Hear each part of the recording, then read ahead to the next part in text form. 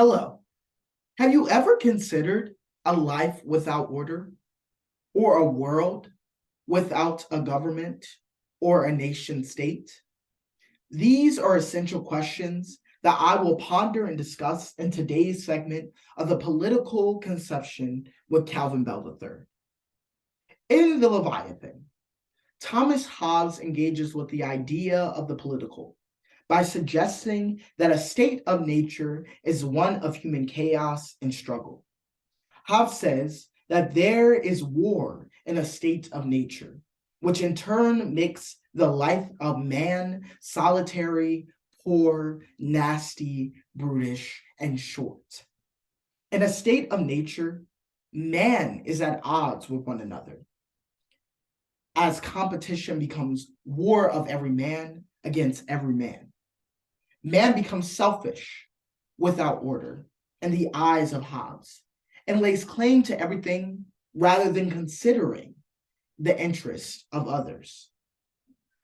Thus, Hobbes says there is no need to consider desires and hobbies such as industrialization, artistic creativity, academia, and agriculture. Instead, one must be concerned with their survival amid danger or harm.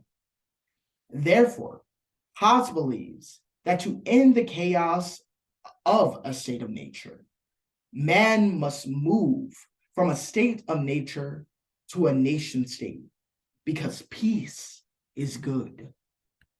Thus, he pushes man to seek order by curating a social contract that enforces the rule of law over the polis.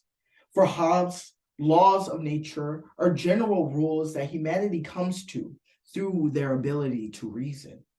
He says that the first law of nature is that individuals must seek peace and follow it, and then partake in the second law of nature, where they must be willing to seek peace with others through a mutual contract collectively. These notable laws, alongside the others, become the fundamental rules of the social contract.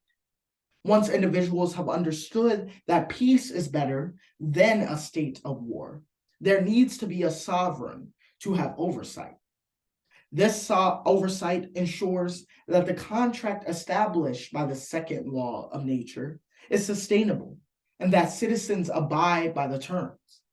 The sovereign seeks justice, and without one, there will be constant distrust and fear that can lead to war.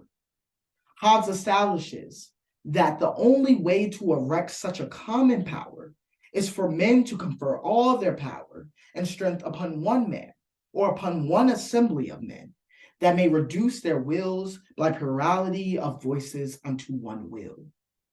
Thus, it is crucial that the public voice their opinion and legitimize the power of the sovereign seeking leadership. The social contract becomes a valuable mutual agreement between the polis and the sovereign, in which citizens relinquish their rights to the sovereign and in turn receive protection and safety. This process legitimizes the sovereign and the nation state, which is vital in ensuring sovereignty. You can understand Hobbes' Leviathan through the conception of the American nation state. In 1789, the founding fathers sought to cultivate a strong union under the assumption that chaos may exist without order.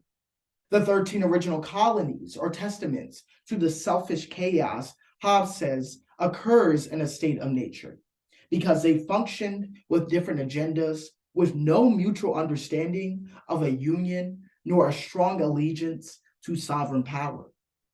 Thus, the founding fathers institute a representative government where individuals exercise Hobbes' social contract. Through the creation of the U.S. Constitution, it is apparent that James Madison, the father of the Constitution, was inspired by the idea of popular sovereignty, with the first three words being, "We the people." These words play a significant part in creating the foundation of America's union, and the Constitution becomes an example of what Hobbes calls a mutual contract. From there, individuals legitimize the power of the government as they are citizens of America. By this point, citizens of the newly independent United States of America understand that seeking peace is a better alternative than initiating war. This also means that the public must voice their opinion and legitimize the power of the sovereign-seeking leadership. In the United States, citizens partake in the political process of voicing their opinions at the polls. In this process, citizens elect sovereign powers that keep their interests in mind to protect their inalienable rights. The American political process is unique in that no absolute monarchy represents the people as Hobbes would want. Instead, individuals elect various representatives on both the state and federal levels. Liberal democracy allows citizens to voice their opinions and ensure that there are leaders in place that exhibit their interests. Overall, it is essential to understand that the conception of the political in the eyes of Hobbes to understand our rights as citizens.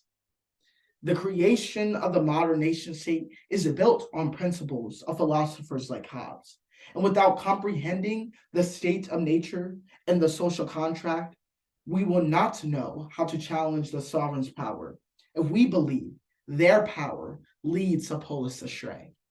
It is our duty as civil society to exercise our rights. Today's segment is food for thought. And with that, I am out. Peace.